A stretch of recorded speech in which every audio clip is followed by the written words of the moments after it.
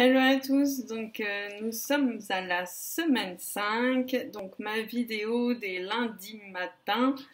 Là je voulais faire un petit peu le point sur ma semaine et du coup vous partager aussi des choses qu'on m'a transmises.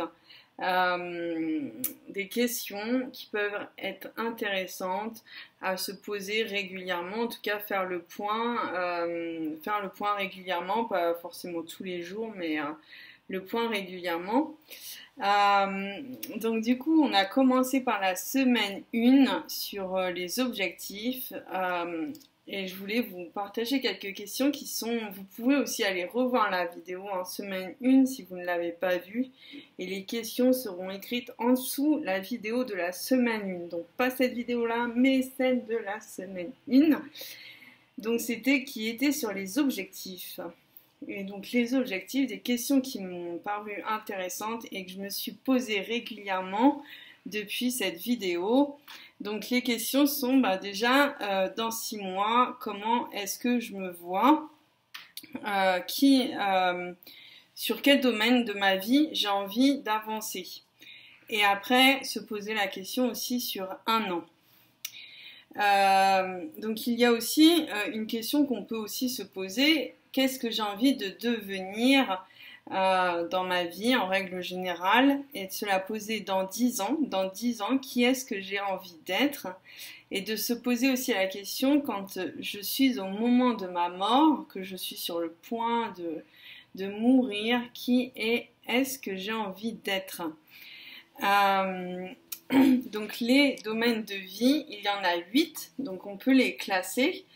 Ces 8 domaines de vie sont la famille, le couple, les finances, le mental, la spiritualité, la partie sociale, donc ses amis, ses connaissances, etc.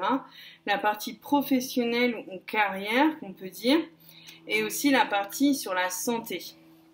Donc en fait, on peut les classer par ordre de priorité. Toute cette vidéo, c'est un point important de connaître ces domaines-là et de savoir lesquels sont importants, lesquels on a envie de travailler. Donc là, sur la partie objectif, qu'est-ce que je trouve, quel domaine je trouve faible, que j'ai envie de travailler, que j'ai envie que ça évolue, que ça change dans les prochains mois ou les prochaines années, peu importe. Et du coup, je vous ferai une deuxième partie sur les valeurs, où on les utilisera aussi. Autre question qu'on peut se poser sur nos objectifs, c'est par exemple se dire quels sont mes objectifs sur 1 an, et après les décomposer et se dire pour atteindre cet objectif dans 1 an, qu'est-ce qu'il faut que je fasse comme action, déjà par exemple sur 6 mois. Sur 6 mois pour atteindre mon objectif. Donc dans 6 mois, qu'est-ce qu'il faut que j'ai réalisé comme action pour atteindre mon objectif à 1 an. Et idem, quand j'ai répondu à cette question à 6 mois, qu'est-ce qu'il faut que j'ai fait dans les 6 premiers mois pour atteindre mon objectif? Qu'est-ce qu'il faut que je fasse? Par exemple, on peut le décomposer on peut aller jusqu'à 1 mois, on peut descendre jusqu'à 1 mois. Et après, décomposer par semaine. Qu'est-ce qu'il faut que je fasse déjà la semaine prochaine pour atteindre mon objectif à 1 mois, qui va atteindre mon objectif à 6 mois, et idem pour 1 an. Et donc ça, on peut le faire sur X temps. Là, c'était un exemple pour les objectifs. Et donc du coup, pour aussi atteindre nos objectifs, une question qu'on peut se poser, c'est quelle expérience j'ai déjà eue, ça peut être pour se motiver, quelle expérience j'ai déjà eue qui peut m'aider à atteindre mon objectif. Par exemple, atteindre son objectif, ça peut être monter sur scène, ça peut être parler en public, ça peut être tout et n'importe quoi. Est-ce que j'ai déjà parlé dans des groupes? Quelle expérience dans ma vie peut m'aider? Donc essayez de trouver 3 à 10 expériences, c'est une question que je vous pose, 3 à 10 expériences qui peuvent vous aider pour atteindre votre objectif et ça aussi, ça enlève une pression en fait qu'on peut se donner pour atteindre son objectif parce qu'on sait, on voit qu'on a des qualités pour atteindre notre objectif. Et du coup, ça enlève une potentielle pression qu'on peut se mettre pour atteindre son objectif. Donc, sur les 8 domaines de vie, je voulais en reparler par rapport aux valeurs, qui était le thème de cette semaine. Et c'est pour ça aussi que je voulais revenir sur la première semaine pour faire le bilan, faire le point, et que des fois c'est intéressant de faire le point quelques semaines après. Et donc c'est de se poser la question, donc quelles sont les valeurs hautes pour moi ? Donc les valeurs hautes, ça va être lié à nos domaines de vie. Donc ça peut être la famille, le couple, la finance, le mental, la spiritualité, la partie sociale, le professionnel, donc carrière, ou notre santé. Et donc, qu'est-ce qui va être en haut ? Essayez de faire déjà un top 5 et, sur ces 8 domaines, et après de le réduire à un top 3, donc dans nos 5 domaines en haut, et puis en fait, essayez de les nourrir. Et du coup, je voulais vous dire, par exemple, moi, mon top 3, mon top 3, c'est ma famille, entre autres ma fille, pour ceux qui savent, j'ai une petite fille. C'est ma carrière en deuxième position. Et après, la santé en troisième position. Mais par exemple, le domaine des finances, qui peut être en 5, 6, 7, 8, peu importe. Les finances, si par exemple j'ai une bonne finance, eh ben, ça va avoir un impact sur, par exemple, ma carrière. Ça veut dire que je réussis bien ma carrière, etc. Donc ça veut dire qu'il y a des domaines qui peuvent être en dernier, mais aussi être nourris. Donc en fait, le but, c'est de nourrir nos 3 premières valeurs, qui est pour moi, par exemple, la famille, la carrière, ma partie professionnelle et ma santé. Et donc du coup, si je nourris en priorité ces 3 domaines-là, et ben en fait, ça va automatiquement couler sur les autres domaines. Tandis que si je nourris mes 3 derniers domaines, les 3 derniers, et ben en fait, ça va me tirer vers le bas parce qu'en fait, mes valeurs hautes, elles seront pas nourries. Donc en fait, il n'y aura pas d'effet montant, il n'y aura qu'un effet descendant.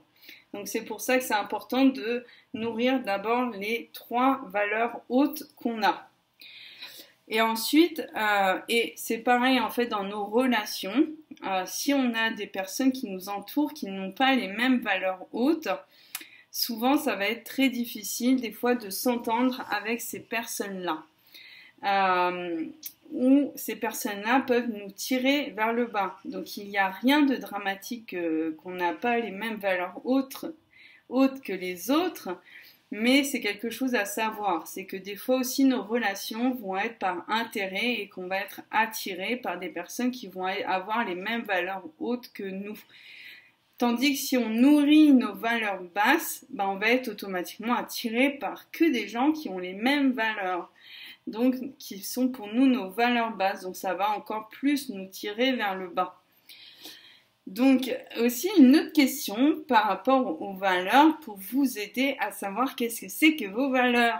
Pour moi c'était une semaine importante parce que pour moi les valeurs sont très importantes pour tout, pour définir un objectif, pour définir plein de choses si on veut avancer, évoluer, etc. Donc une question. Qu'est-ce que chez vous, on voit le plus visuellement ? Si par exemple moi ou quelqu'un d'autre, on s'en fiche, arrive chez vous, qu'est-ce qu'il verra en premier ? Et essayez de trouver le top 5. Ça peut être par exemple, moi j'ai une fille, il va y avoir beaucoup de jeux d'enfants.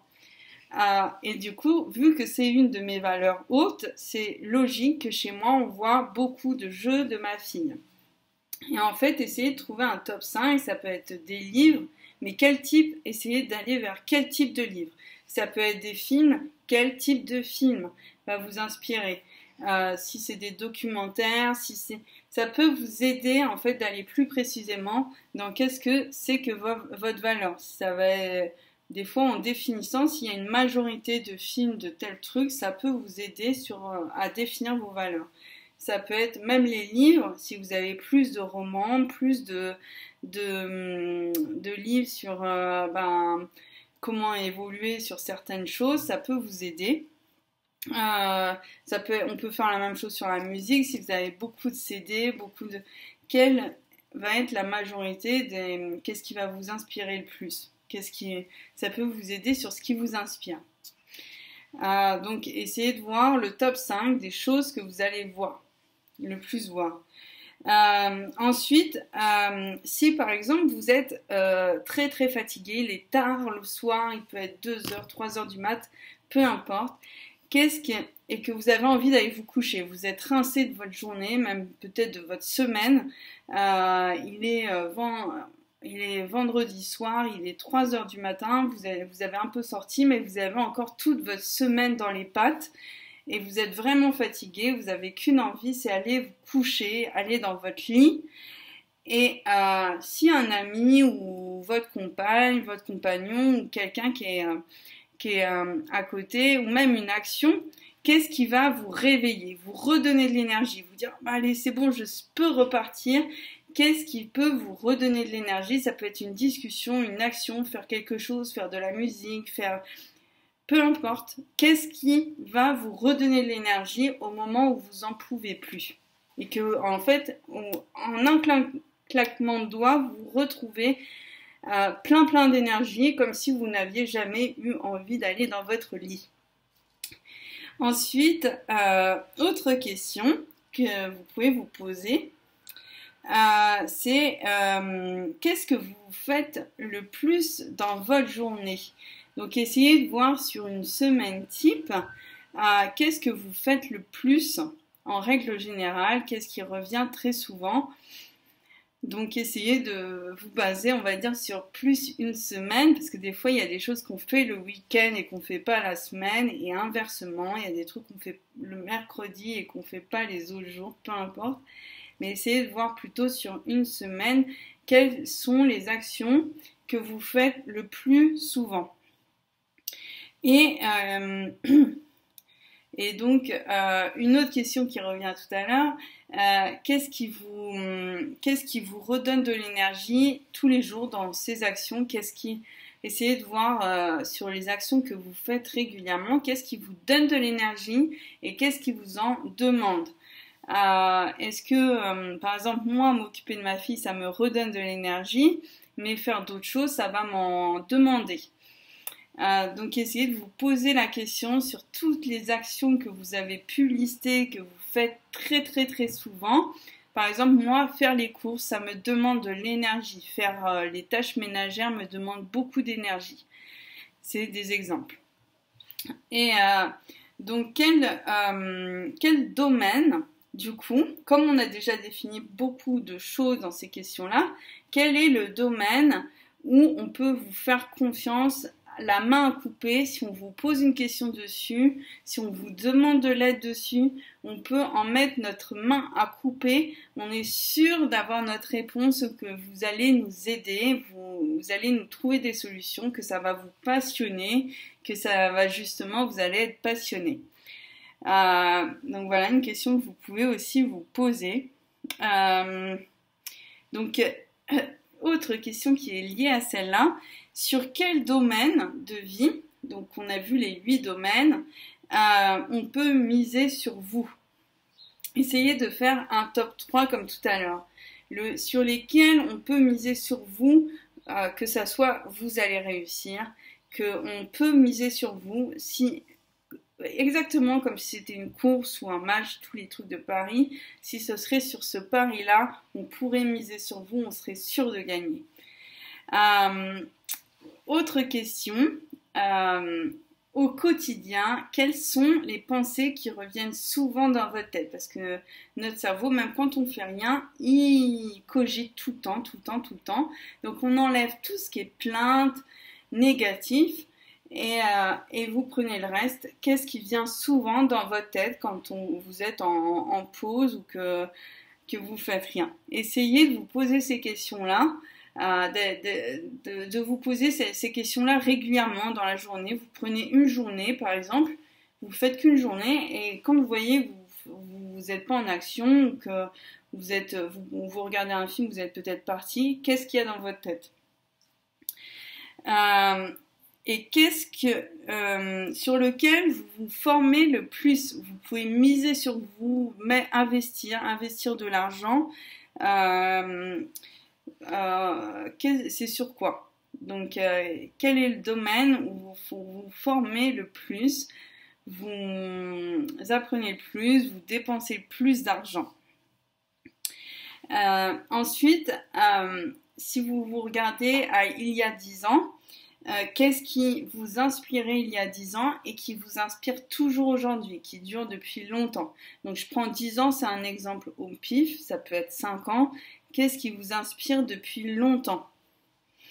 Donc moi, je sais que j'ai des choses qui m'inspirent depuis 10, 15 ans même, et qui sont toujours là, qui m'inspirent toujours. Toutes ces choses-là font partie de nos valeurs, que des fois on s'en rend pas compte. Ensuite, sur toutes les questions que je vous ai posées sur les valeurs, essayez de faire un top 7 des choses qui ressortent le plus et qui vous inspirent le plus aussi. Et une fois que vous avez fait le top 7, essayez de le réduire au top 5. Donc vous enlevez les deux qui vous intéressent le moins ou qui ressortent le moins. Voilà, donc c'est des questions pour vous aider à définir vos valeurs. Donc, si vous voulez vous amuser à faire l'exercice maintenant, de répondre à ces questions maintenant, aujourd'hui, je vais vous inviter aussi à le refaire, genre quelques jours après ou une semaine après, pour voir, pour que les choses deviennent plus claires et plus précises. Des fois, vous pouvez être surprise. Donc voilà, donc autre question pour conclure là-dessus, cherchez les 3 choses qui vous inspirent le plus en règle générale, et cette question justement essayez de la faire quelques jours après, pas dans la foulée de toutes ces questions. Vous la notez dans votre agenda. Par exemple, là vous avez regardé la vidéo lundi parce que je l'ai mise lundi, mais par exemple vous prenez jeudi, vous mettez dans votre agenda ou dans votre téléphone à jeudi, vous vous posez la question 3 choses qui vous inspirent le plus. Voilà pour les objectifs et les valeurs, des choses qui m'ont inspiré, qui m'ont aidé pendant ces 4 semaines. Voilà, je vous souhaite plein de belles choses à tous et puis du coup à la semaine prochaine. Donc du coup là je vais être encore en pause pour quelques mois je pense sur YouTube et je ferai sûrement que ces vidéos là. Voilà, je vous dis à très vite à tout le monde.